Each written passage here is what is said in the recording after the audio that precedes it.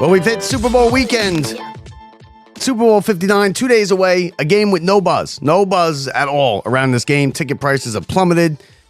If there hasn't been a buzz this week, I'm telling you, it's not gonna pick up in these next couple days. We'll see how the game goes. Everybody look forward to it. Last night is what we are here to talk to you about: the NFL honors and the Hall of Fame.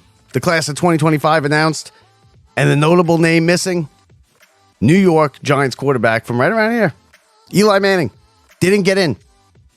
I have a problem with this. I know it's a highly debated topic. I know everybody has this stance. There's a lot of people who say no way, and they'll read you the numbers, and they'll read you how he never won an MVP, how he was never all pro, how he threw a ton of interceptions in a couple years, all valid points.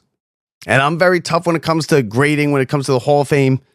I'm very tough. You have to be a great player. Now, there are some exceptions to the numbers. To me, you usually have to have the numbers, right? Eli doesn't have the numbers.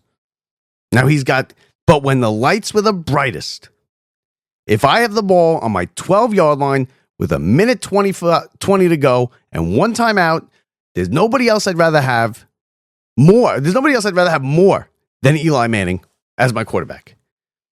Why? Because he always got it done. It wasn't the prettiest thing ever. He didn't have the most talent ever, but he was a winner and he was durable. He played every week and he had two of the all-time great runs the game has ever seen. As far as fourth quarter comebacks and being clutch, he's got 27 fourth quarter comebacks, 37 game-winning drives. He's one of only 6 players to ever win multiple Super Bowl MVPs. And the 2 games that he won, some of the great games ever, the biggest upsets ever. Okay? Eli Manning in the playoffs has 4 postseason fourth quarter comebacks. He's got 5 game-winning drives in the playoffs. Nobody has that. Nobody. He's won more playoff games than Steve Young and Jim Kelly. And these 2 runs that he made get him into Canton, as far as I'm concerned. And I don't like to keeping him out because he's not a first ballot Hall of Famer. You're either a Hall of Famer or you're not. He's not more of a Hall of Famer next year than he is this year. And he's going to get in because it's not if, but when. And you could just tell, by the voting and by the buzz around and the people talking, he's going to get in.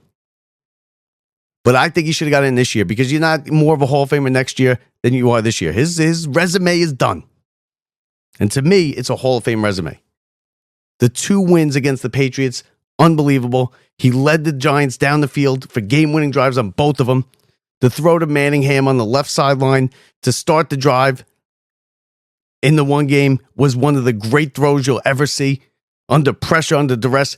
The fact that he got out of the grasp of the defense to throw the pass, to even have Tyree have a chance to make the helmet catch was unbelievable.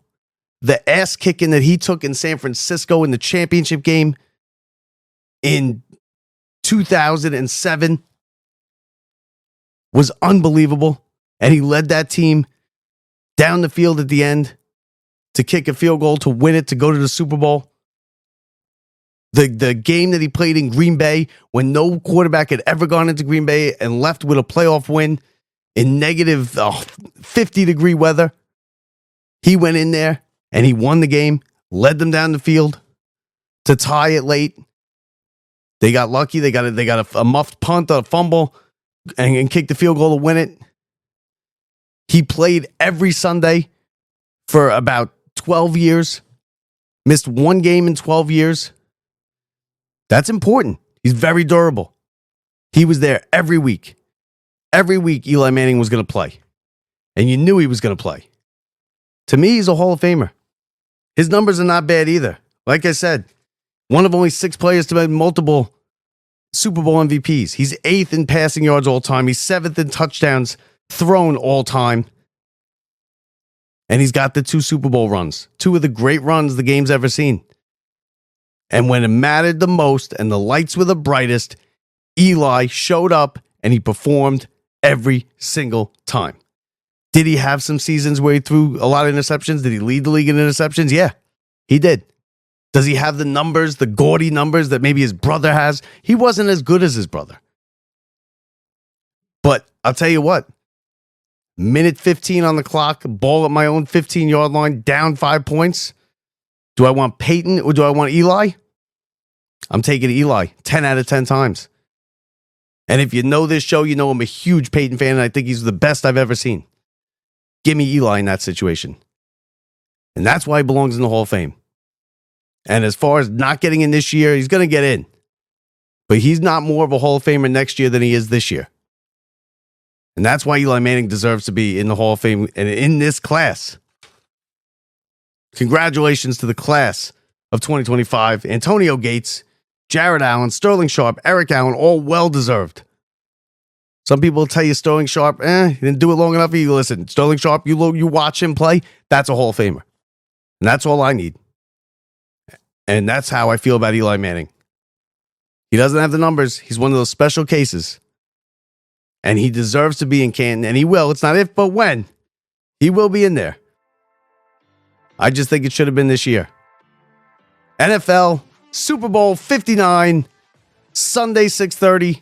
Brett and I will be with you tomorrow. We'll break down the game. We'll give you everything you need to know. We'll make our picks. Enjoy your weekend, everybody. Enjoy Friday night. We'll talk to you tomorrow. I'm Bob Walters from the Brian Gunzel Studios. See ya.